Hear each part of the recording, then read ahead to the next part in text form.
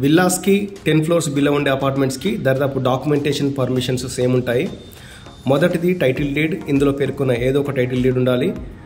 రెండవది land type check చేసుకోండి, ముఖ్యంగా FTL బఫర్ జోన్ లాంటివి చెక్ చేసుకోండి. తర్వాత ల్యాండ్ యొక్క హిస్టరీ 30 years లింక్ డాక్యుమెంట్స్ ఉండాలి. Next survey number, position same ఉండాలి. ఏదైనా ఇష్యూస్ ఉంటే గవర్నమెంట్ సర్వే పెట్టించుకోండి. అదేవిధంగా ల్యాండ్ కన్వర్షన్ నాలా సర్టిఫికేట్ ఉండాలి. ఒకవేళ జోన్ కన్వర్షన్ జరిగితే జోన్ కన్వర్షన్ సర్టిఫికేట్ ఉండాలి. అదేవిధంగా లొకేషన్ బట్టి NOCలు కొన్ని అవసరం పడతాయి. అప్రూవ్డ్ ఆర్కిటెక్ట్ ప్లాన్ ఉండాలి. ముఖ్యంగా HMDA TTCP లాంటి అప్రూవల్స్ ఉండాలి. రేరా ఉంటే దాదాపు అన్ని అప్రూవల్స్ ఉన్నట్టే.